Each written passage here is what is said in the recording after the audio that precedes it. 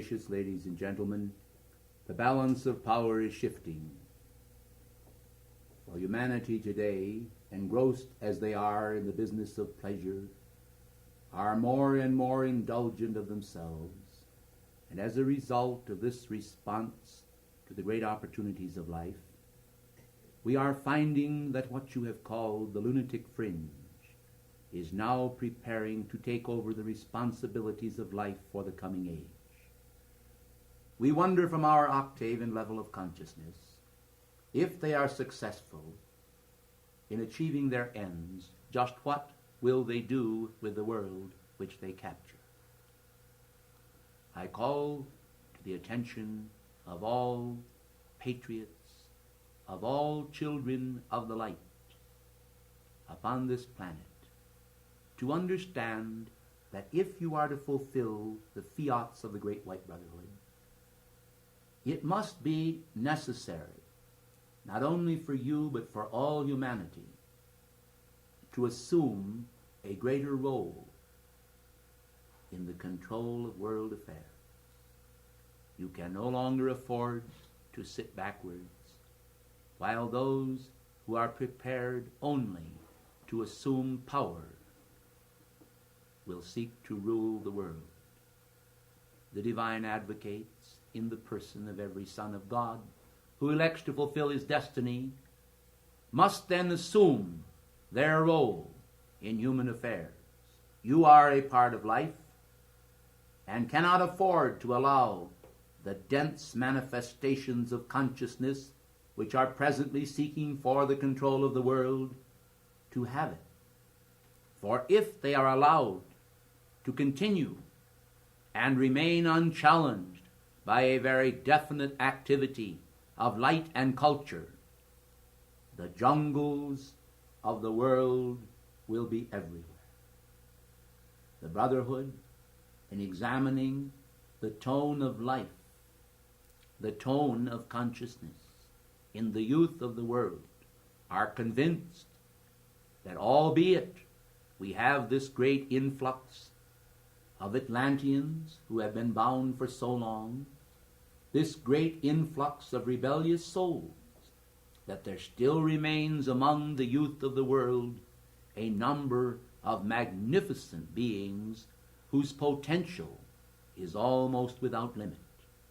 We are concerned then because through proximity these souls are being taught the black and deceitful arts from the degradation of the past, and the children of this age are being exposed to the most nefarious attacks that have ever been launched upon a free society. Sex education in the schools is one of the most awful activities that at present has been formulated by the powers and princes of darkness in order to spread abroad everywhere a premature activity that will defeat the release of the creative power which the new age will require, by causing them to lose their souls or be castaways from decency and order by reason of their premature indulgences in those carnal acts which do not and cannot produce the miracle of perfection in the world or in their own lives, which will never prepare them for our brotherhood and will never give them that universal grace for which their hearts long. We would like to have you understand then that the hearts of all men have an inward passion for the light, for the flame of God is there, and the flame of God beckons even the dark souls to return to him. As we examine the total picture of world affairs, we are concerned because the schools are being used today as vehicles of such dark instruction. It is not only that which occurs in the classroom, but that which occurs without. And the spread of dope into America and other parts of the world, which trafficking has netted the coffers of the enemies of righteousness a tremendous amount of economic power, is also most productive of destruction. Will you understand then that evil feeds upon evil and continues to grow and spawn its ugly head in little villages and hamlets where it has never before had a foothold?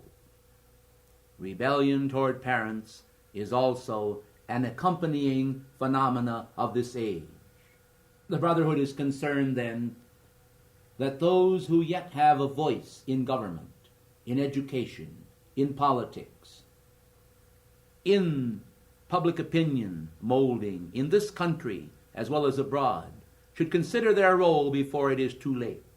It does not matter that the newspapers will not print your articles, that media will not pay heed to you, that the members of the governing bodies refuse to listen or respond. Remember, you are the grassroots of the world. And if you will understand this, and understand also that the power of the press is not limited to the printing press. You have your typewriters, your mimeographs, and your hands to write with. You have your friends. You have those you can speak with. You can help to mold public opinion according to divine ideas. You do not even need, blessed ones, at all times to espouse a religious cause in these matters. Be, as children of the light, wiser than the children of mammon. Understand that simply because it was once said that the children of mammon are wiser in their own generation than the children of light, does not mean that it has to continue to be so. We would almost justify then that type of diplomacy and action in your world, which will recognize that you have many friends outside of the field of religion in your communities who respect you and your views. Please try to understand that those that will not respond to your spiritual aims can be contacted on the political and social level with a view to getting them to accept the natural concept of patriotism and love for this nation and for decency in the world at large. The Brotherhood recommends this. The Brotherhood speaks out firmly for it. Do not be afraid when you encounter a difference in public opinion, a difference from your friends where they may not agree with you. Remember then to be diplomatic. Do not be dogmatic. Do not be insistent that your views are right. Simply ask them questions each time they challenge you. Ask them questions and say to them, do you think that the young people of this age are making progress? Do you think that the spread of dope and of pornography in the land is helping them to become good citizens?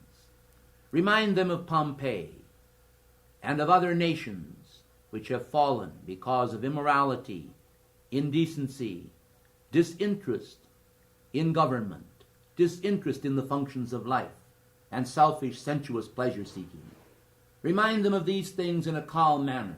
Do not allow your minds to be disturbed, for we are now aware of the fact that the balance of power is seriously shifted, and within a decade, unless there is a very definite action taken, you will find yourselves so outnumbered that it will be what we would almost term a hopeless situation, correctable only perhaps by cataclysm.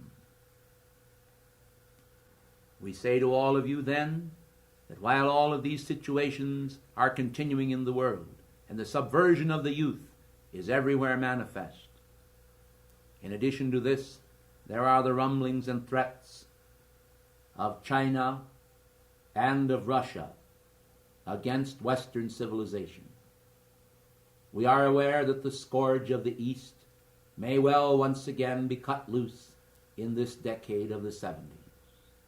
We are aware that secret activities are going on behind the bamboo curtain. We are aware of the fact that only because of the internal unrest in China have they themselves been stymied in their plans, the dates then being set backward because of internal unrest. We do not expect that this will continue for long, for many forces of darkness are now cooperating with the Chinese government. These dark forces cooperating with the Chinese government are bringing about a system there which has similarities to the Marxist concepts of Russia. You realize, of course, that in the ideological warfare between Russia and China, there have been vast differences in their concepts of Marxism. We see now that there has been an acceptance of some of the ideas of Russia, which acceptance has been subdued and which has not been acknowledged as that which it is. Therefore, we expect that the coming decade will see a greater control of the peoples of China by the Chinese government. And when that control is effective and becomes an iron band around them, and they begin to break out into the world, seeking to conquer, I assure you that no nation on the face of the earth will be safe before the Chinese hordes. You do not realize the perfidy of General George Marshall of the United States. You do not realize the destruction that was brought about through what has taken place in China. For China was, through crookedness, even in the State Department of the United States, made to become a communistic country. And the entire world shall know one day that this was one of the greatest mistakes that has ever been made. It is the greatest threat to humanity as a scourge that could well sweep the world and everything before it as a plague of locusts. Russia herself trembles because she knows the enormous population of China and the spirit of the people. You realize, of course, that the Chinese people have a different diet also than the diet of the West. And this diet seems to give them tremendous strength out of but a handful of rice. I want you to understand then that while there is no need for men and women to fear and tremble, there is a need for the mending of the fences of dissension in the world. And we would recommend that all of you, even in this activity, will strengthen your bonds of loyalty and your understanding of why it is necessary to build up a powerful press, a powerful television approach, a powerful contact in public relations with the world, so that the messages of the Ascended Masters can reach a wider audience and thus build up a greater decree force in the world where the Masters can have that magnificent energy which you blessed students have sent forth through this class and through previous classes. That magnificent energy which is being sent forth here daily.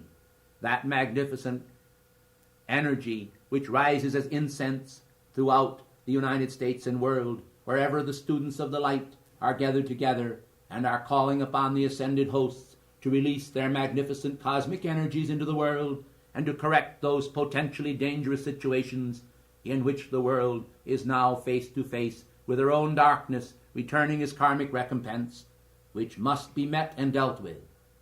You cannot sow the wind without reaping the whirlwind.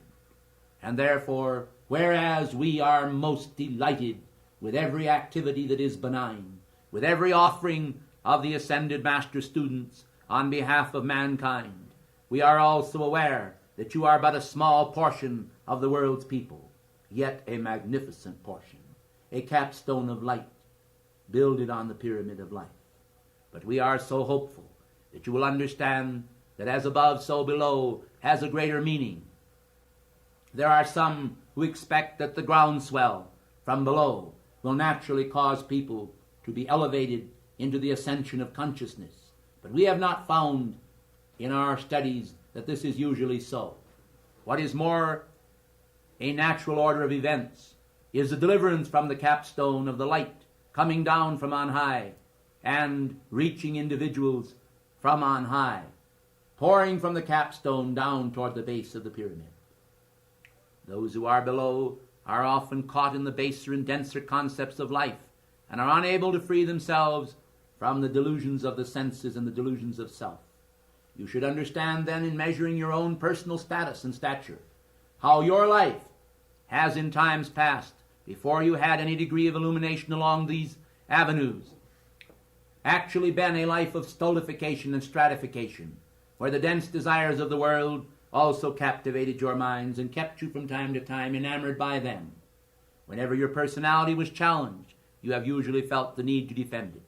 Seldom have mankind realized the control of their own energies. Seldom have they realized the self-sacrificing aspects of cosmic and universal love. We therefore come to you today, come to remind you that the opportunities of life that are given to you are also perpetually given to the avant-garde spiritual activities of the world. And you have a solemn responsibility to act as guardian spirits even while yet living in flesh, while living in embodiment. You can act as guardian spirits of the planet, being aware of the fact that behind the screen of life there are magnificent guardian spirits standing to watch mankind and to strengthen them. We want to say then, in connection with the 1970s, that we expect before too long the retirement of J. Edgar Hoover from your FBI. And I tell you, when that magnificent life stream retires, America will be losing one of the greatest patriots and greatest guardians of this nation that has ever lived. I say this with deep regret. And I say it because it will come about. But I want to also say that you will need to pray that the right choice in this matter be made. For the Federal Bureau of Investigation is the one agency in this country that remains untarnished by the infiltration of communist influences, and it is the only agency that remains uninfiltrated at this moment. Do you see why I am moved by this very fact? Because of the awful dangers to this country. They have tried again and again to infiltrate the Federal Bureau of Investigation without success. But we have kept a very special guard upon it. And there have been moments when individuals did temporarily sneak in, but they have been expelled and exposed again and again. But I want to assure you that there are infiltrations into the CIA, there are infiltrations into the State Department, there are infiltrations into the very Congress itself, and some of the congressional aides of this country are feeding information constantly to communist agents in this country, and these are all being gathered together behind the walls of the Kremlin. You do not understand, you do not realize the awful influences of the Communist Party in Czechoslovakia. You do not understand how that we assisted Mr. Dubček in the past, but how the forces have reached out and enclosed him and thrust him forth. And all of the darkness that is manifested in Czechoslovakia has been a further encroachment upon the free world. We who stand firmly for freedom with Saint Germain shoulder to shoulder and seek to extend the boundaries of freedom to the world have watched as one by one the countries of the world have crumbled to communist influences. At the present time you may look ahead to serious encroachments in Africa. You may also look for serious encroachments in South America, and Canada may soon have a tremendous expose of sensational spies working in the Canadian government in order to sabotage the rapport between the United States and Canada as an awful activity of darkness. We want to warn you also concerning England, for through the labor movement of England, several spies are spread abroad, and they are performing awful activities involving themselves with people in the embassy of the United States in London. These activities may produce a great threat to the harmony of the United States and Great Britain. We want to warn you also that in this country there are extremely dark souls now seeking to manipulate the finances of this country and produce an activity that will be a frightful depression to this country through the inflationary trends as they move upward and are robbing the people of their economic means. This activity, which is centered in the Federal Reserve System of this country and is controlled by the Illuminati, is a most dangerous activity to all Americans and to the free world. When I come to you with these statements, I expect that you will understand that wherever they may sound as prediction, we are most willing to see that they do not occur. if they do not occur. And as a result of this, some of you may be tempted to say, well, this was a false prophecy given by K-17. Let me tell you that it will not be. Albeit I feel almost certain within myself, as I have examined the cosmic trend chart, which we keep here in our retreat, that some of them, unfortunately, will materialize, and some of them will materialize to an even greater degree than we even see at this moment, for the trend charts would indicate this. And only an exceptionally valiant action on behalf of the ascended host, working in conjunction with embodied humanity, will ever produce the cosmic miracle that it would be that would stop these events from manifesting. The United States in the 1970s will be facing the greatest peril since the day that it was first founded. And I hope that every one of you will understand that you have the potential in yourselves to mitigate that peril.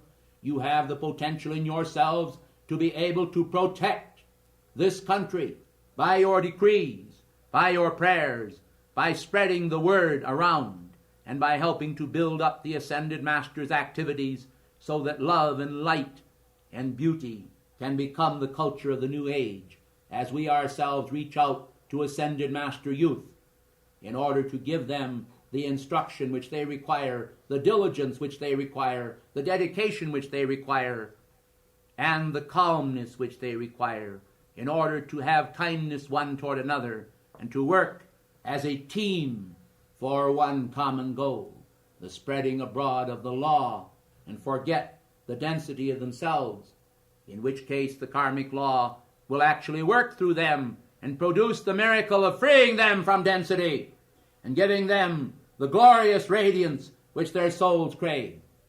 And while we are talking, I want you to know, as you have heard said today by one of the young ladies in the audience, that witchcraft is indeed spreading abroad throughout the college campuses and all over this planetary body. And the cone of power, which is the base negative aspects of sex energy, is being built up and used creatively with banal effects in the world of form.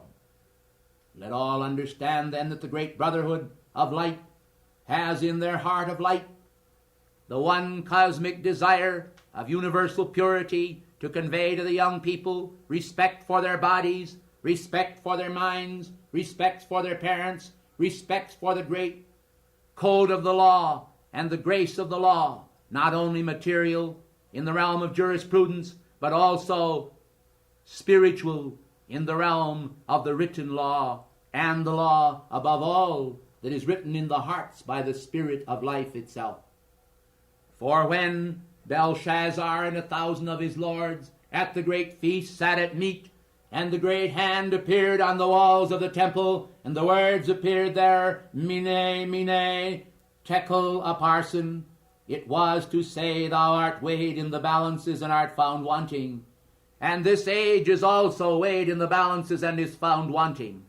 For solemn responsibility is seldom recognized by men, each one going after his own pleasures and ready to rally quickly, not to the defense of cosmic causes, but to his own cause. And thus the law of the Black Brotherhood, divide and conquer, continues again and again to be perpetrated upon humanity to their downfall and degradation. India is in grave danger, and our mission to India is a spiritual one. We are therefore interested that those who are able to make this journey should understand that the sacredness of the mission will require for them diligence and application to the cosmic law, for that subcontinent is pock-ridden with hypocrisy, black magic, and darkness spread everywhere abroad. And the light that once was in India is almost extinguished, and the light that is in America is also flickering and apt to go out. With this situation facing the world and the communist hordes everywhere entrenched, and mankind confused and divided, we are concerned that the students of the light should understand that whereas we would love to come forth and report to you all things are well, all things are beautiful, all things are proceeding according to plan, we cannot do this because it is not so. The perils of the world are great and will become greater. Yet, unless there is a stopping of the negative activities by the power of light, a counterbalance established against it, I do not think that the planet, the civilization, the culture of the world will long endure.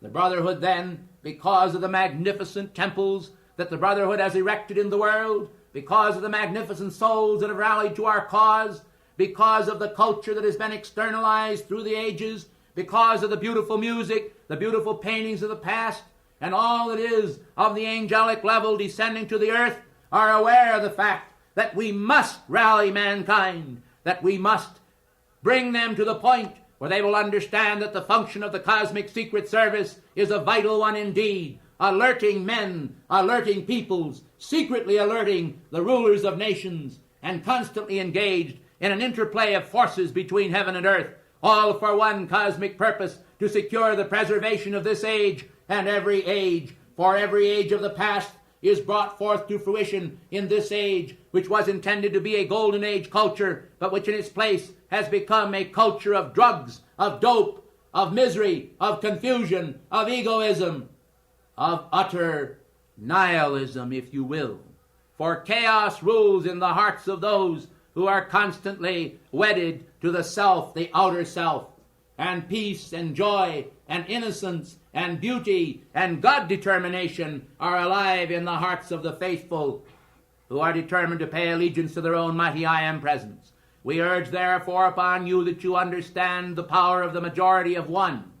For the power of the majority of one makes each one an ambassador of God, makes each one an ambassador of K-17's council, makes each one to understand that you have a natural, cosmic, spiritual responsibility to go forth into the world of form and to see to it that all of the various focal points of this activity of light, the Summit Lighthouse, the Great White Brotherhood, and the cosmic councils, is established upon this planetary body for the protection of America, for the protection of democracy in the world, for the protection of all nations, and for the reestablishment of the kingdom of God upon earth before the dark cycle does completely annihilate the possibility of it.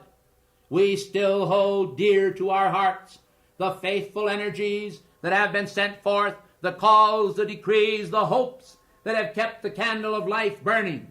But we want to remind you that the winds of destruction that blow from many quarters are themselves bent on and determined to extinguish hope in the hearts of men and to drive men as though they were simply dumb-driven cattle into the world without a corral, without a place of abode, without understanding, without purpose, and without grace. We say, let us secure to humanity the proper teaching, the proper grace, the proper power, by wisdom, by love, by confounding the idiocy of this generation, and by determining that the beauty that is inherent within all generations shall flower then by God's grace through the beautiful music that will be brought forth, through the new instrumentations, through the superior presentations of the ascended master councils that are now preparing, through the spreading abroad of the technique, through the gathering together of the students of the light into one harmonious organization of infinite purpose, that every man that enters it may find the summit of himself or seek it with all his heart, that every man that enters it may realize that his responsibility is to be a house of light, to disseminate into the world the fragrant radiance of the sacred fire, that we may preserve the culture of past ages and bring forth the golden age culture as never before. Let us bind up the wounds then of the nation. Let us bind up the wounds of the nations. Let us bind up the wounds of individual mankind. Let us establish order and tranquility wherever we can. Let us understand that the power of the sacred fire disseminated by our brotherhood from our retreat in Paris is going forth now to the world, that the influences of it are far-reaching, that many great focuses of light shall be established in the hearts of mankind as they hear our words and understand the responsibility that they have to utilize the flame of life that beats their hearts in a more magnificent activity than they have ever done before. For the perils of this age are the challenges of this age, and the challenges of this age will be met by the glow ray of cosmic love, which goes forth and is not impotent, but will act in the world of form with prudence, with grace, with holy wisdom, and with the summoning, the great summoning of light from the great white brotherhood that shall establish the power in nature and in man to overcome the darkness of the world and produce in the world the radiance of the light of God that never, never, never fails.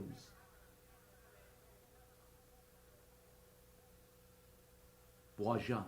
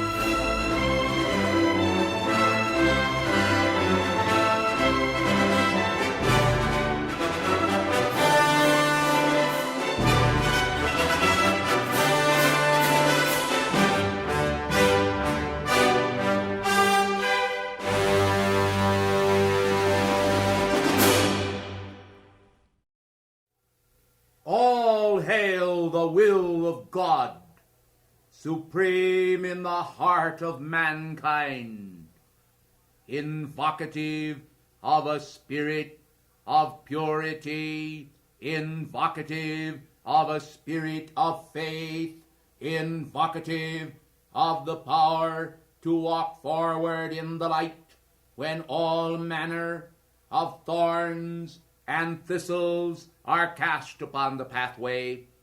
We say to them all, depart ye, for the Lord is in his holy temple. Let all the earth keep silent before him. The imaginations of men are sordid. The imaginations of men are darkening.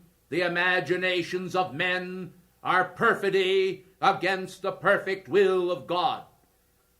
I am come then this night to reinforce in you the power of God unto salvation to all who believe, to all who have faith, to all who are not only enamored by the will of God, but also enarmored by the will of God.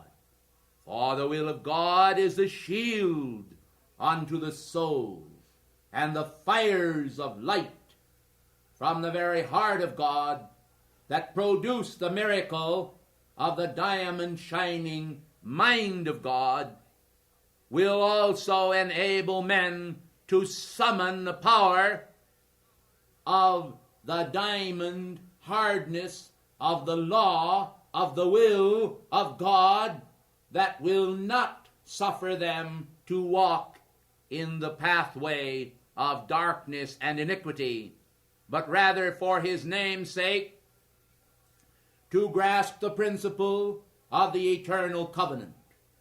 Melchizedek, priest of the Most High God, without father, without mother, without beginning and ending of days, established then this royal order to which every avatar and son of light has belonged. The invisible priesthood of Melchizedek, the secret priesthood of Melchizedek, is available today to those who will understand that it is indeed connected with the will of God, which I commend unto you as superior to every other form of activity and function. For the will of God will seal mankind in a pathway of light and God determination that will actually elevate their consciousness to the place where perfect love in them casts out all fear in them. For fear hath torment, and it is not the will of God that humanity should remain tormented by states of fear, of doubt, and of a sense of struggle. Will you then understand that the hierarchy of light have reached a point where we could almost say of heaven, the patience of heaven toward human perfidy is at an end? We have observed how individuals have smiled in their mind and being upon the law of love, but have flaunted it, have touted it, and disregarded it in human affairs. They have continually drawn nigh unto God with their lips, but their heart is yet far from him.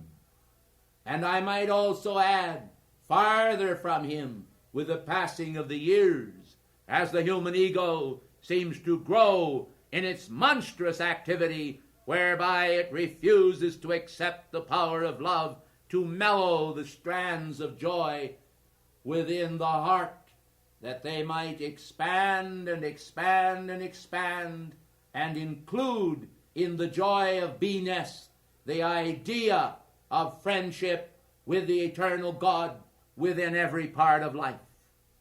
You do not need to come under the dominion of the human will. You do not need to come under the dominion of the human will of self, nor of others, but you ought to pay allegiance to the God principle in every part of life, and holding fast to that principle, divide the word aright, that there should be never a question in your consciousness of the manner of behavior of the Son of God toward every other son of God. You will recall that when Christ sat at meat with Iscariot long ago, he said unto him, "That which thou doest, do quickly," thus revealing to him that the longer he pondered upon the inequity which he intended to do, the longer he was drawing forth energy into his world, which would pile up strand upon strand and shroud upon shroud, until at last the karmic record would be gross indeed. Therefore, the quicker the evil deed was done, the sooner the wheels of karma could return unto him those energies of destruction which he was sending out unto others. And so he hung himself in the valley of Hinnom, and went out into the dark in anguish and pain for the error of his ways. Betrayal is a frightful thing, for it signifies unto man that he has turned his back upon the Son of Being and of life, and repudiated the grace that God has placed within his heart. Do you understand the meaning of betrayal? It is a frightful activity. For when a man betrays another man, or betrays a cosmic purpose, it is a more than ordinary deceit whereby that soul must pay unto the last farthing for the misdeeds which he has committed. There is a supreme purpose, and that purpose ushers forth to humanity the radiance of cosmic Christ perfection. But the children of the light, the avatars upon this planet, do not have an easy task before them as they set about the rectification not only of themselves but of others. For there are many pressures which are actually builded together, and many arrows which are aimed at the very heart of those who desire to serve the light and to bring forth the fountain of life that is the living word.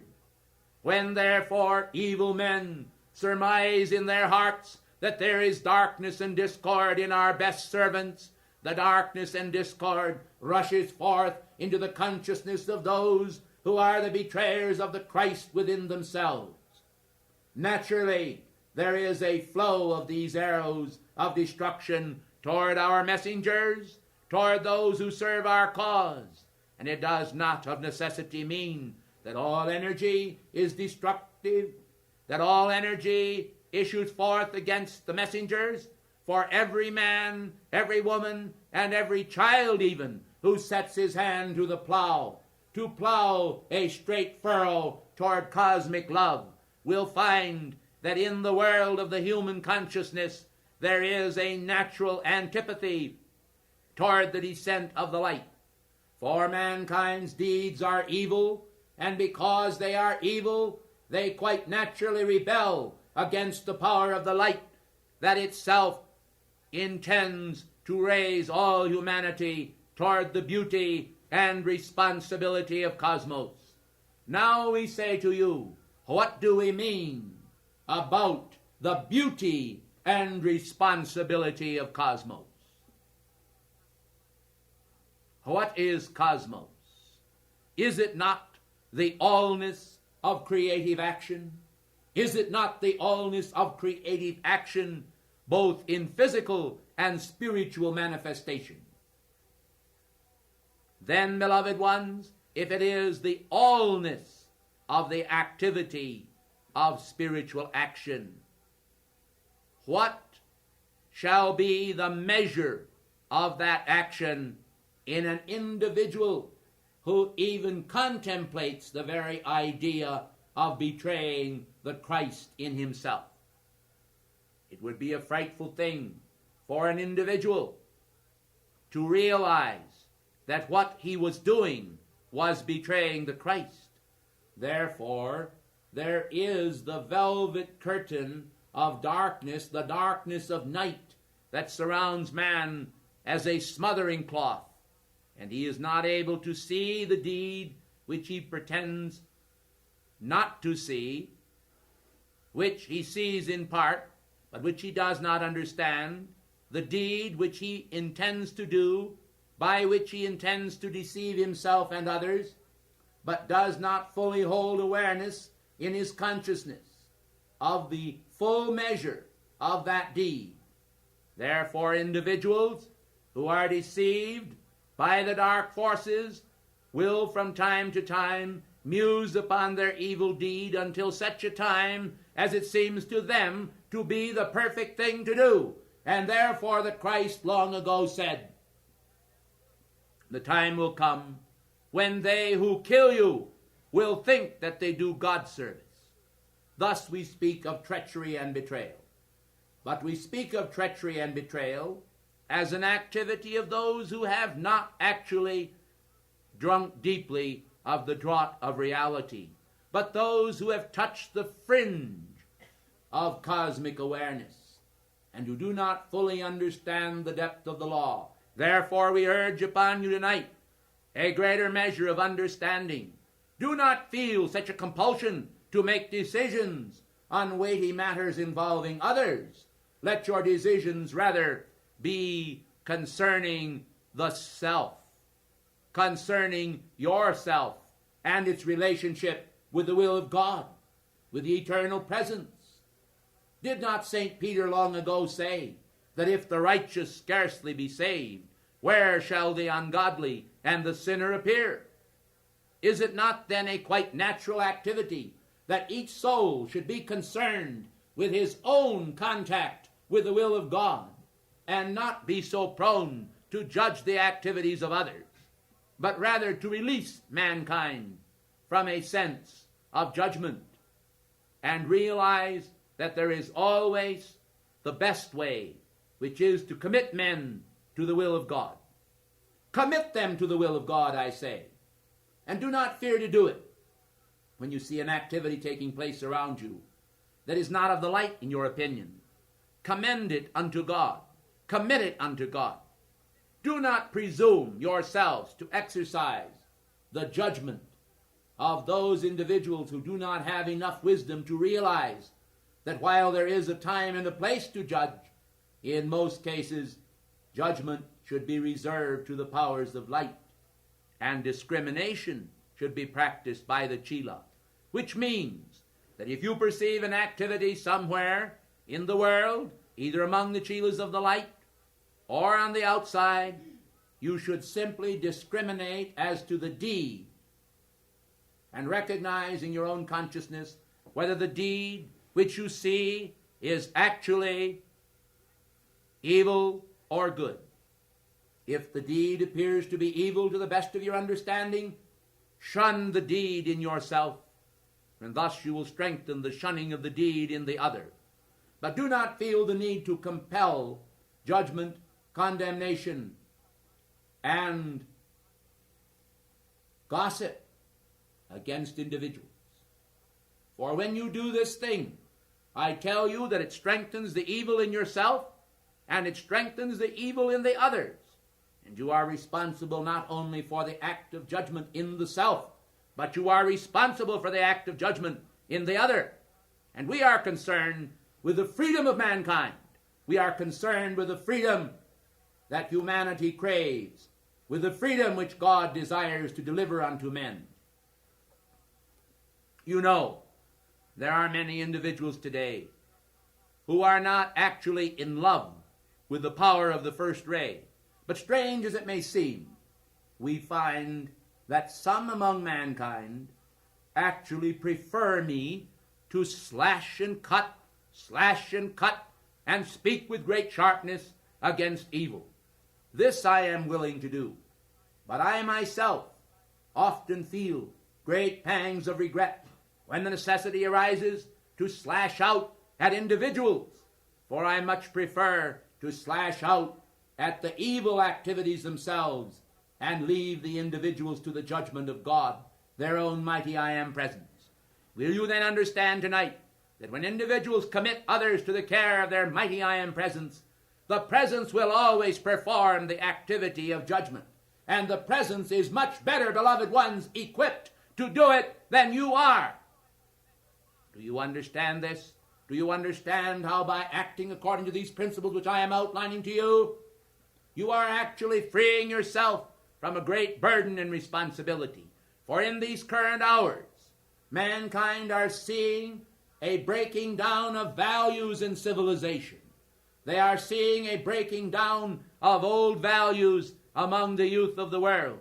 And many of the deeds which once were considered to be so rank among humanity are acceptable socially in the world of form.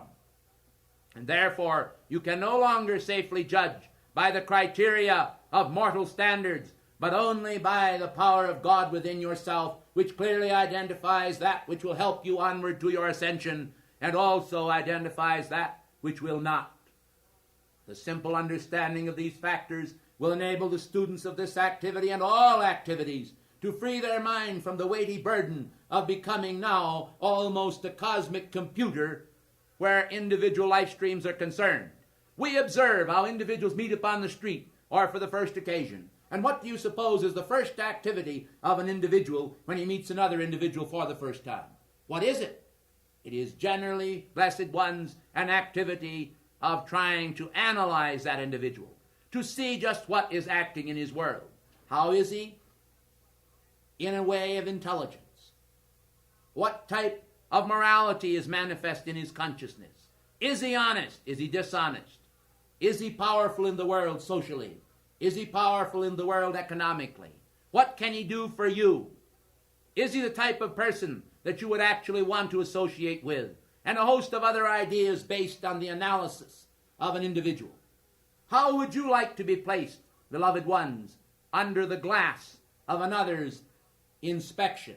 How would you like to have the interior parts of your world literally torn apart by the scrutiny of mankind? Well, beloved ones, you are being scrutinized. You are being examined most critically by humanity today. For this is the way of the world. And it is a departure from cosmic intent and cosmic friendship, and it is in direct counter activity against the laws of the Godhead.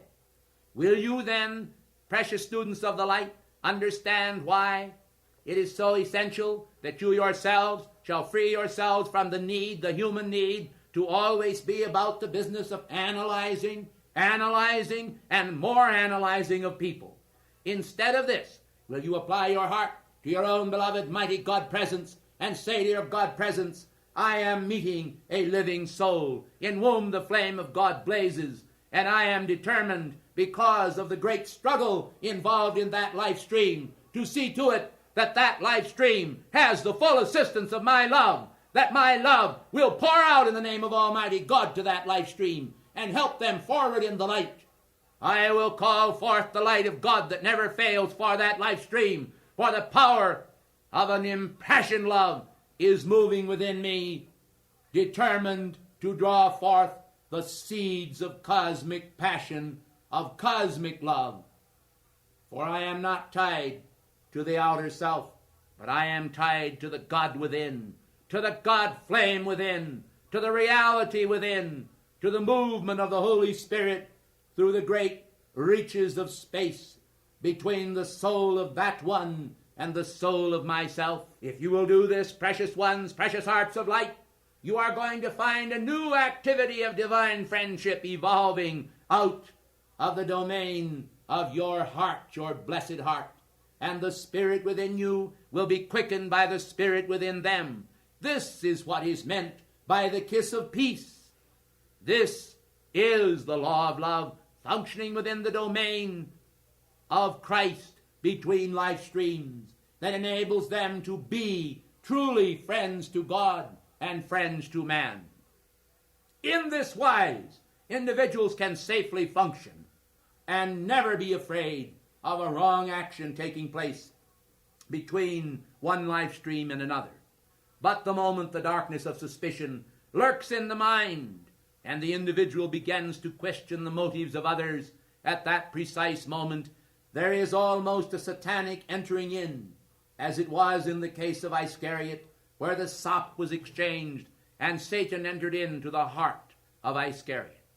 Will you understand with me then that the powers of darkness so easily find entree when men begin the process of criticism, of condemnation, and of judgment? What a blessed spirit then it is that enables a man to release himself from the need to condemn, to analyze, and to sense struggle between himself and another. So, an individual has a different idea than you do. What a pity, you say? Oh, beloved ones, do you expect that everyone is going to think just like you do? And because they do not, are you going to persecute them? And supposing that everyone thought just exactly as you do you think that this would produce the great creative power of life that harnesses the engines of life and makes in the differentiation between life streams the very marvelous activity which Cosmos intends? Do you not see, precious ones, how very important it is that individuals should exercise the prerogative of free creativity?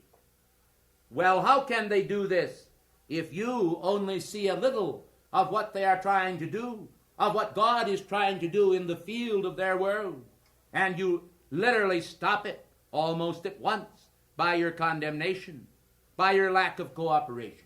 We have seen through the years how individuals have conceived of an invention, and then because they were uncertain within the force field of their own mind and being, they went out and consulted with their friends. Would it work? Did they think it would sell? Did they think it had been patented before?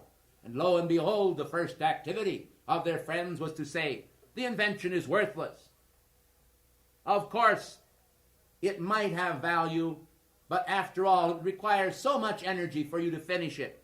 And there is almost a certainty that someone else would have thought of it first. Why don't you abandon it and simply go on with your other ordinary work? And the individuals, discouraged by their friends, have abandoned their projects, only to later realize, through reading in the newspapers, that someone else caught the idea and carried it forth to the fruition of its original intent. Do you see, then, how silly it is when individuals actually fear, because of the silent activity of the mind, to go forth with a creative idea and conceal it from others until such a time as it is a fully finished product? You see, there is a great deal of jealousy in the world, and humanity can scarcely help it. They have that feeling of inadequacy. They have that feeling of struggle, and therefore they feel so keenly competitive with others. Will you understand with me tonight, then, that you as students of the light have a great responsibility to demonstrate to the world that you are not like the world, that you are not afraid to be yourselves, that you are not afraid to love. And if peradventure someone comes into your midst with destructive intent, do you not realize that the law will take care of that intent, that misadventure which they have committed in your midst? Do you understand that the law will always take care of it? The karmic law is fully functional at all times for all parts of life. There is no need then for you to feel a sense of vengeance, of retaliation, a sense of struggle. Let them go and commend them or commit them to the karmic law. The law will take care of all things, and you will find yourself free from the burden of worrying about it. Do you see, beloved ones, the worries of humanity are actually the doom of humanity. For as long as individuals are caught up in the net of worry and of struggle between one another, they are unable to concentrate upon their great God presence and to draw forth the radiance of that presence. If they would instead concentrate upon the radiance of the presence and the perfection of the presence and the bringing forth of the will of God within the force field of themselves, they would quickly lose their desire to please humanity and draw forth the desire to please God. And I think in the final analysis, those who please God would be and are the greatest servants to humanity of all time. It is simply a matter then of re-educating values in your world, of understanding that there is no need to have this struggle. Now the great divine director spoke to me tonight before I came here, and he said to me, "Beloved Moria, the world is in a more pitiful state this year than ever before, yet they do not know it, and perhaps the euphoria of their not knowing it is itself a great blessing. And I wonder if we should even mention it to the students of light." And I answered him back, and I said, "But these students of the light are eager to rally to the fray, to enter into combat with the forces of light, and to overcome it." And the great divine director said, "Permission is granted." And he said to me, "I suggest then that you speak to the students and remind them of their God potential to cope with all other conditions. Remind them also of David and his meeting with Goliath. Remind them that simply because they are in a physical form does not mean that all of themselves is crowded or compressed into that physical form. Remind them that they are, even while in embodiment, still a potential God in the making. Remind them that they can draw upon the great cosmic resources of life from their octave, just as we can draw from these great cosmic reservoirs in our octave. Remind them that they do not need to submit to the depredations of men, or the fashions of men, or the fashions of the times. They can create their own fashions of consciousness, molded according to the cosmic creative designs which are being constantly released by the angelic host to mankind. And as he said it, I noted that there was a great fire in his eye. For the hierarchy in recent meetings have discussed with one another a statement that I think inwardly will kindle a certain action in each of you, and so I will make it. It is this: and the chaff before the divine whirlwind did fly. And the chaff before the divine whirlwind did fly. And the chaff before the divine whirlwind did fly. Will you understand with me then that the fan is in his hand, that he shall thoroughly purge his threshing floor? Will you understand with me that greater is he that is in you than he that is in the world? Will you understand with me that the stone which the builders rejected was in the sling of David? That the chief cornerstone of creation will always ultimately smite the forces of evil, and they will fall prone upon the ground. And the fiat of Almighty God, never shalt thou be any more, will come into manifestation, and they shall be defeated to the uttermost. Will you understand with me then that it is simply the requirement of this moment that every life stream should summon the God power that is within him? And as he summons that God power, make it a determinate effort within yourself that outer conditions and pressures are going to yield to that power. And if at first you do not succeed, understand that there is an inward law, the law Saint Germain revealed to you long ago, whereby the potential of the sling is the drawing backward into the silent recesses of consciousness, whereby the further you draw back that sling, the greater potential in its forward movement lies within it. Realize then that when the outer forces seek to encompass you round about, you do not need to rail upon it until such a time as you are ready, until such a time as you are ready to do combat, until such a time as you have drawn forth enough God potential to perform your appointed task of overcoming it.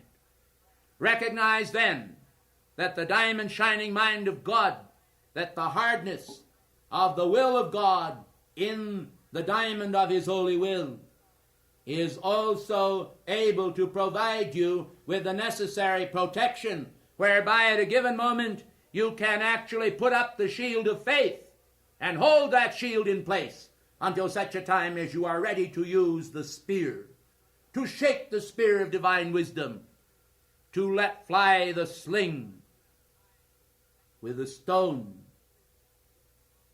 of the lost word in it, the potential, the volens of the will. And now, prior to my taking leave of you, I want to issue forth a fiat into the world.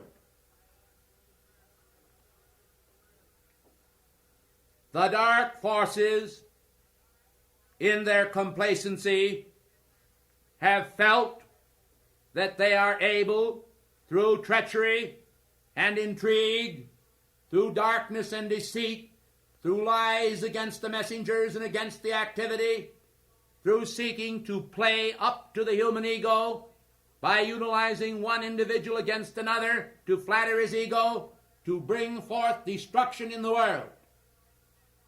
I say then, in the name of God, that the will of God is strengthening itself in the world net, and we are formulating a new concept whereby the great chain mail that was placed between the psychic realm and the human shall now be coated with fiery blue-white diamonds, and that there shall be builded into these diamonds a magnificent power of repulsion. We have brought forth and evoked from the karmic lords an activity where when the psychic world breaks forth into the human and penetrates it, whether it is through the willing admission of individuals or against their will, that the God flame in the heart of these diamonds that shall coat the chainmail armor placed long ago between the psychic and the human, that the lords of karma shall invoke against the life streams that actually are doing despot to the law of love, such an activity of karmic recompense that these individuals shall find that they shall no longer have that time delay that they have had in the past, whereby they seem to feel that they can escape with impunity as they bring forth their arrows of destruction against the sons of God. This will mean that the karmic lords have entered into the battle between good and evil upon this planet, and they are determined that victory shall come to the sons of God and thus ultimately to the whole world. What a tribute then we should pay to these karmic lords this night, because the law is now going to serve mankind, because enough human beings in the eyes of God have served the great law. Long ago you heard it said that when humanity served the great law enough, that the law would turn and serve them. And so it is now. And I say to the children of darkness themselves that lurk in all their lairs of destruction, beware, for the chaff shall indeed fly before the divine winds. And I tell you that whereas man is as the grass of the field, the Spirit of God, the soul of God, the reality of God, is always seated upon the throne of ultimate compassion, balanced against the ultimate intent to see the will of God victorious upon the planet. And so I say to you all, laugh within your hearts. Laugh within your hearts. Rejoice and remember that God is not mocked. Let the devils fear. Let the devils also believe and tremble. For the Lord God himself and the Lord Christ shall lead the battle against those who shall be vanquished to the uttermost. And the Lord shall restore the boundaries of the old temple, and mankind shall once again feel the throbbing will of God in ultimate manifestation, even before it completes the perfect work it shall do. The throb of ultimate manifestation means that the passion and power of the will of God shall be sensed even before it has fulfilled cosmic destiny among mankind.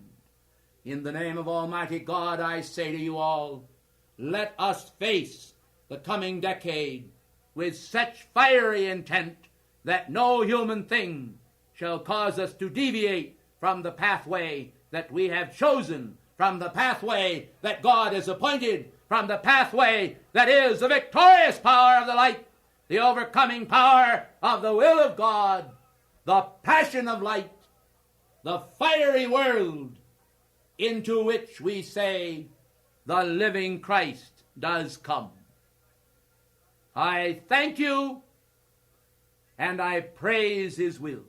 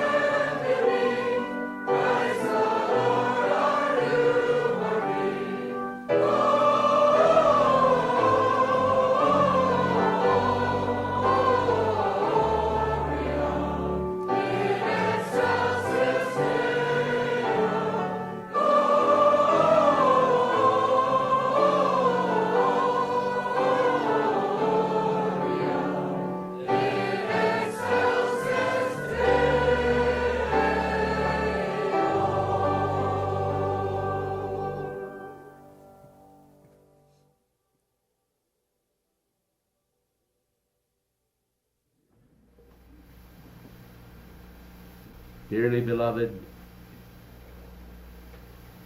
let us enter into the awareness of El Moria's God-secured dispensation to once again assist the forces of light in the moment of planetary struggle as the forces of evil marshal themselves to overcome good. Let us determine then to accept fully in our own lives the full measure of what the great Master has given. Henceforth, sign of the heart, the head, the hand to you.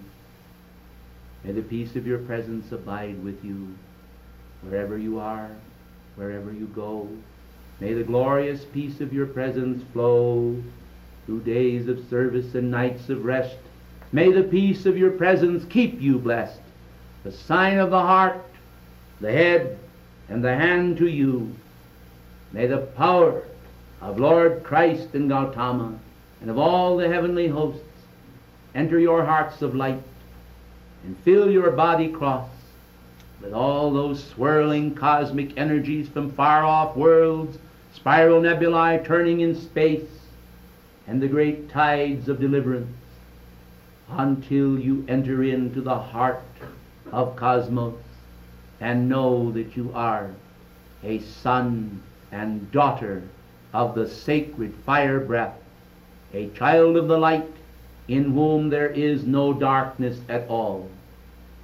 In that supreme radiance, may the supernal love of God and the ascended hosts dwell, and may you dwell in them even as they dwell in you, and may the cup of joy be full, and may life become a journey of harmony, a high adventure that knows no defeat, but only a steadfast heartbeat of purpose. God wills it. Peace be with you.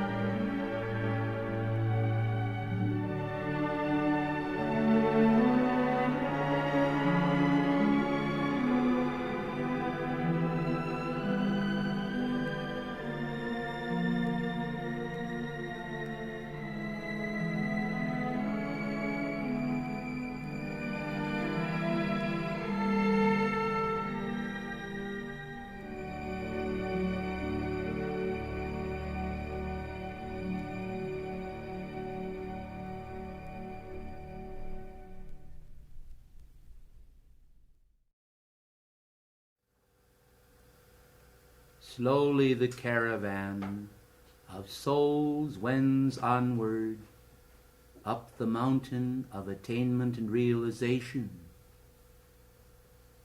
But the rigors of the journey are often disturbing to the outer mind, for the children of men are not today, as they were in days of old, so much aware of the significance of the valor of the immortal presence that is inherent within the very fabric of the soul.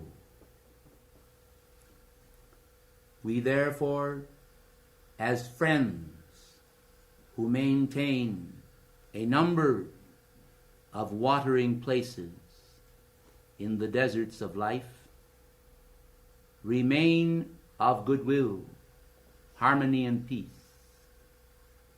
to promote a spirit of expectancy in the students of the light, that they may understand that just as their hearts yearn to express more of the fullness of the law of the Infinite One, so our hearts yearn to assist them to do just that. For whereas there are many disturbing influences in the world, most particular and specifically directed not against the children of the world, but against the children of the light who seek to escape, so there are also many safeguards initiated by the Brotherhood for the protection and succor of embodied individuals who yearn to be free from the vicissitudes of life, from the karmic struggle, and the sense of inadequacy. The sense of inadequacy is sometimes almost frightening, for men see clearly that they are struggling against enormous odds in the battle for self-realization.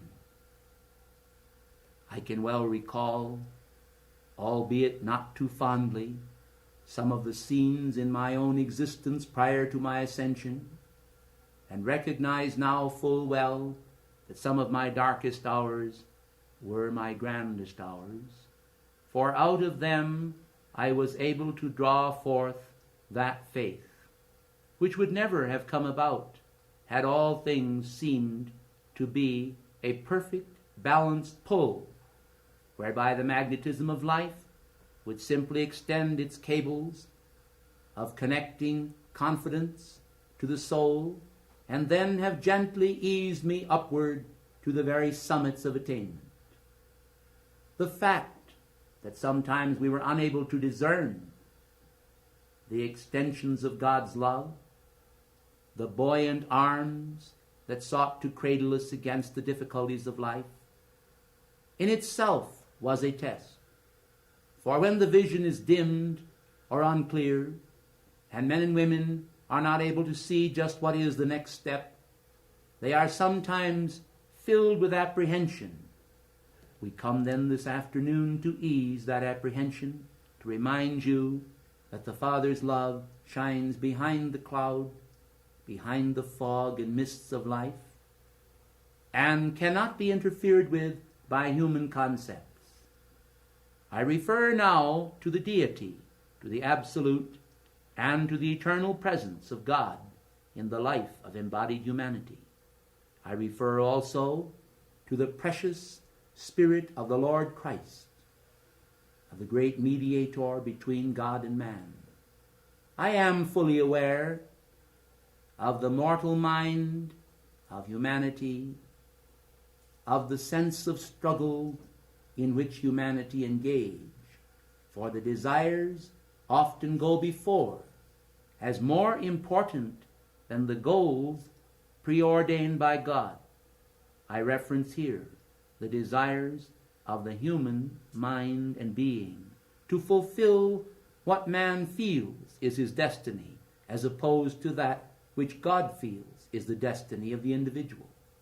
Because there is a discrepancy or a wide gap here between what the Father feels for man and what man feels the Father feels, there is often a sense of desolateness which comes upon embodied individuals as they realize the lack of clarity on the path ahead in those moments when they cannot see clearly.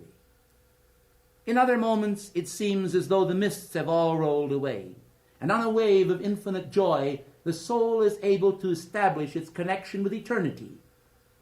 There is no lack, no slack on the great tow lines of life that are pulling the soul upward by great strands of cosmic magnetism.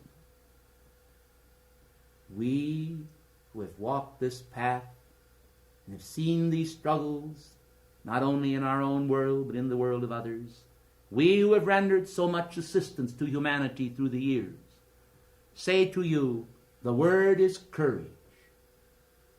And with courage, the development of the victorious sense. It does not really matter what individuals may think of you, for in the final analysis, It is what God thinks of you and what you think of yourselves.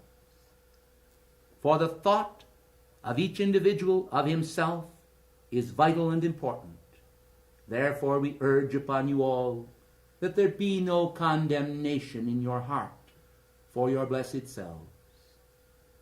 For regardless of what mistakes you have made in the past, they are, as Moria has so succinctly put it, prologue. And the adventure of life that looms ahead is of far more import than that which is behind, which is proven insufficient to put you over the humps of life.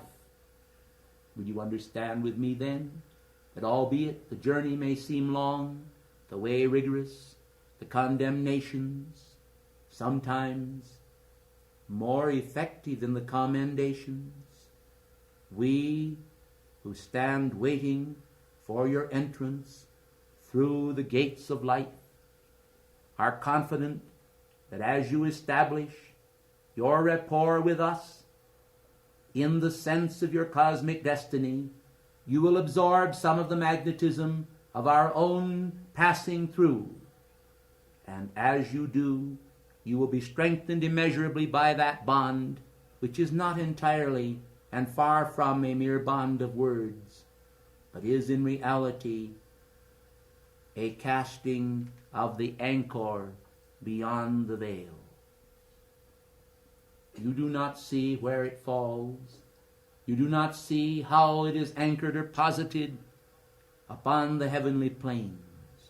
But you are aware as you tug upon the rope to propel yourself forward and upward that it is in contact with the solid stability of the cosmic realities of life. Hold fast then to the faith and be mindful that outer conditions do vary from day to day. They vary from day to day, but they are always calculated to give you what assistance the law requires so that you will successfully pass the tests of life. If each student then will learn the gentle art of relaxation, not to the extent of becoming so relaxed that literal rigor mortis of consciousness sets in, but rather a gentle, trusting relaxation, whereby the very being of man is able to enter in to a complete trust in the hands of God as the buoyant hands of love that beneath the very soles of your feet will hold you secure against all outer conditions. Then I am sure that you will cease the sense of struggle and realize that while you are not upon a merry-go-round or Ferris wheel that will not stop to let you off, at the same time, while there seems the establishment of a mad whirl in human consciousness, you are oblivious of all of that, and you are at the center of the wheel, where the turning does not have any effect upon your lives, except to test the mettle of your faith and to prove the reality of your existence. You come forth then from God, and you come forth that you may be a part of the world plan. I am not speaking of the world plan as man has designed it, but I am speaking of the world plan as God designed it, as the great law giver of all eternity presents to one and to all the fuller measure of their faith, so that that faith can be gauged as to its ability and capacity to keep them sheltered from outer conditions so that they remain unmoved by them.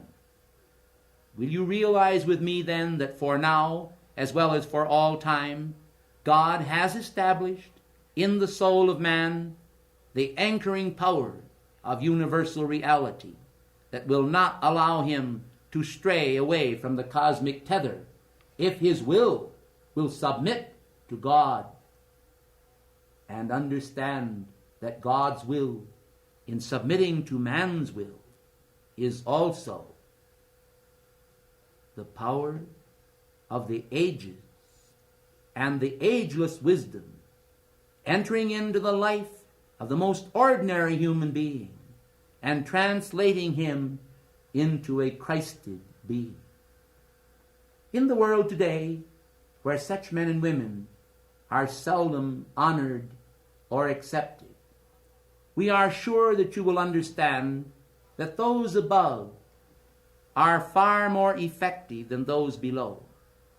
For in the world today, the power of human affairs seems to govern most individuals' lives.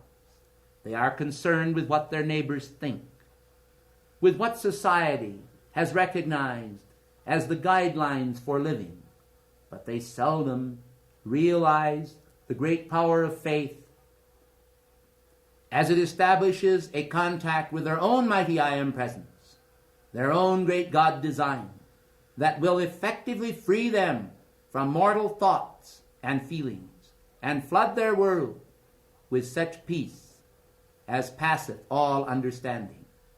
Men have read this passage many times, that passeth all understanding, thinking that we are speaking of understanding as though it were standing still, and the people were moving past it as a goalpost. We are not. We are speaking of the conveying of understanding as the passing of the torch of holy illumination of wisdom. Therefore, this peace of the solemn reality of the will of God will produce the miracle of cosmic understanding and faith. And I say this to you without equivocation, for the law will always be fulfilled when the touchstone of God is applied to the rising touchstone of the heart of man. If men come in honor then before him, will he give men a stone when they cry out for bread? Those of you who have called then to God for holy wisdom this day will find that the answer is forthcoming in an immediacy of a future that is not far away but very, very nigh. But all wisdom is not conveyed in a moment, blessed children of the light, for I tell you that the law requires that wisdom shall be held back as a precious treasure of the ages. For if we gave you all wisdom today, what would be left for tomorrow? And therefore the journey is always complete with the dispensation of a few jewels of cosmic illumination on the law. Each of these jewels is given to you, and oftentimes, like the fingers of little children, you let them fall from your hands as though they were tiny pebbles, when in reality they are the power of the infinite. They fall as tiny pebbles to the beaches of life, and they no longer are a blessing to your world because you have forgotten them. You have not meditated upon them. You have thought instead upon the little effronteries that life has brought to your attention. Someone has wounded you. Someone has hurt you. Someone does not love you. Someone is talking about you behind your back. Someone does not care. Someone is becoming an overlord of your being. You may resent your outer teachers in the world, or the circumstances of life that seek to teach you how to love God, how to obtain His holy wisdom. And as you formulate these resentments in your mind and heart, they become shields or sheaths which keep out of your consciousness the great cosmic assistance that the law so lovingly desires to convey to your world.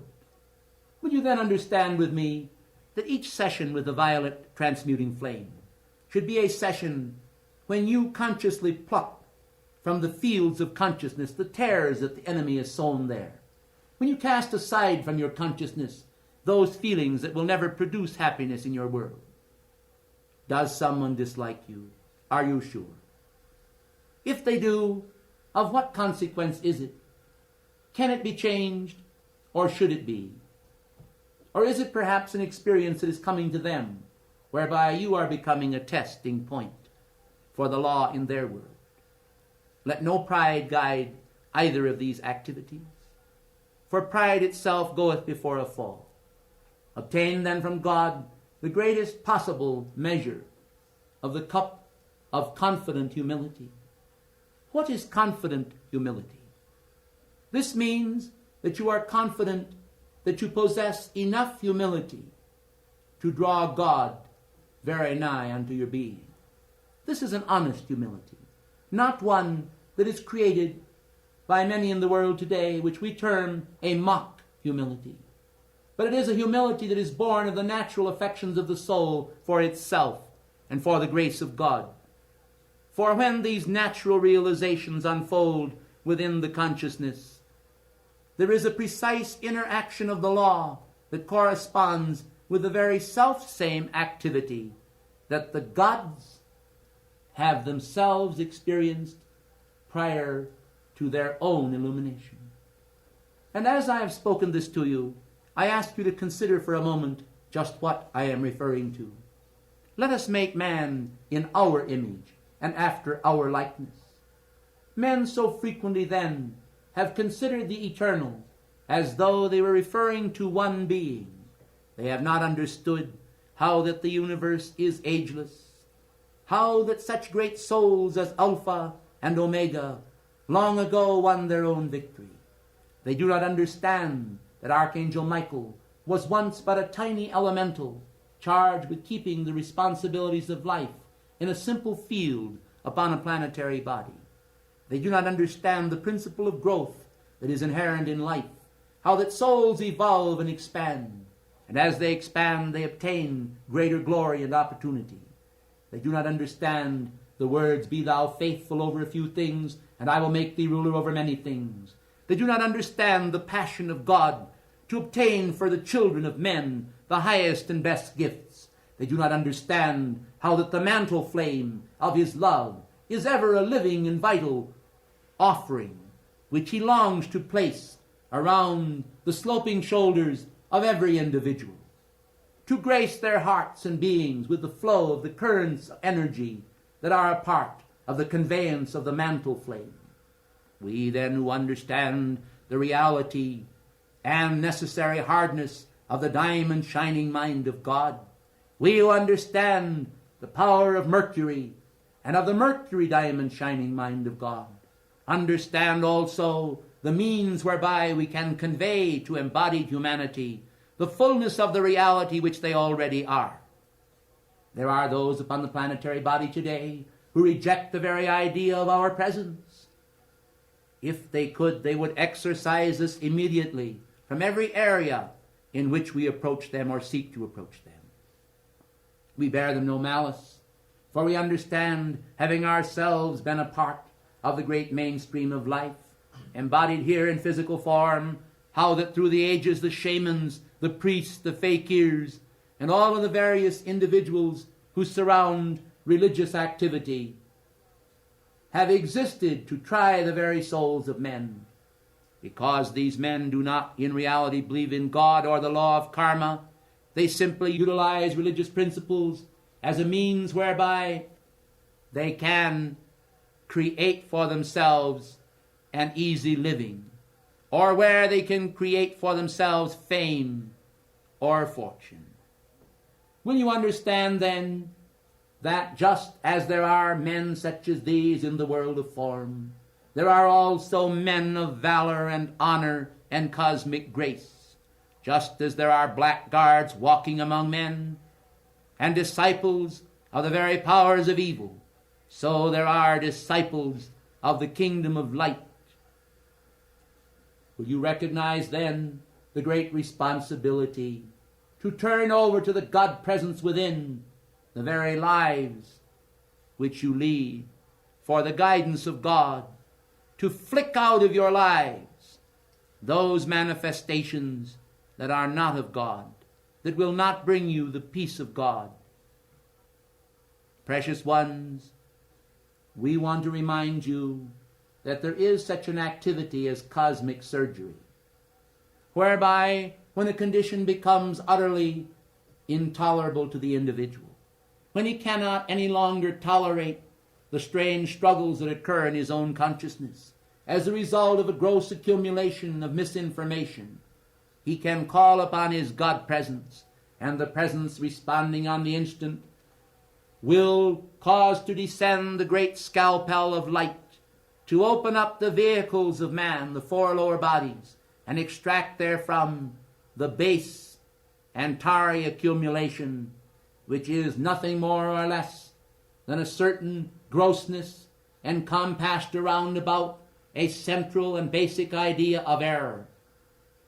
The error continues to become greater and greater as men feed the error by creating its matrix and then pushing more and more energy into the pocket of resentment, retaliation, and shadow in their world. If they will only understand that they can submit and request the cosmic surgery from on high to remove, to exercise, to cleanse their consciousness from these outer conditions, then you see men and women on the pathway toward the Godhead, toward self-realization, toward the realities of the Ascended Master's octave, will be receiving more and more of the precious gifts that heaven has in store for all. And as these gifts are received, assimilated, accepted, and lived, men and women will find themselves being drawn ever closer to the great central sun magnetism, to the reality of the sacred fire, to the Christ consciousness, to the passions of the divine life. What then is the requirement of the law? Simply that men and women let God live in them. It is the words uttered in Latin, esse, to be that which man is, and not to permit the outer self to derail the great God self from the track of life as it speeds onward into the infinite. Will you then understand that all of heaven conspires to bring you delight? That all of heaven conspires to bring you freedom and wisdom? That all of heaven conspires to assist you in every way to be all that we are and more than we are?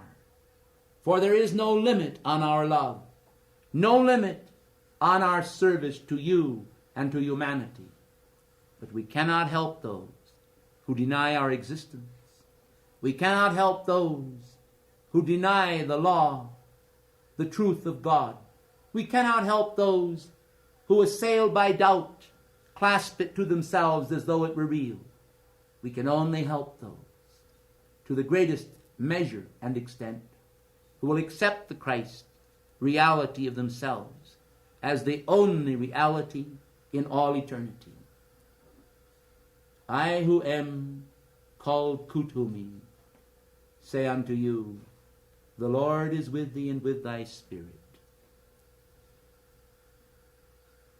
May you be an instrument of his peace. May you remain serene in his consciousness, the consciousness of his holy will, manifesting in your mind as pure wisdom, peaceable, gentle, kindly, and without fear. May you be free from doubt and condemnation of others. May your souls be nourished by the kindness of the living Word. And as the days go by and this class unfolds toward the period of the coming 70s, may it be a period when stress, personal stress, will be relieved by the functionings of the law within the domain of consciousness, when the Spirit of God will bring about unsurpassed growth of soul in all, when the approach of the ascended masters from the higher octaves will become daily a more blessed immanence. And may you become the fullness of all that we are, as our peace and love with our wisdom flows as a stream of harmonious love through the balancing action of your mind, that you may utter in full awareness of its meaning the words inscribed upon your coins, in God we trust. I think.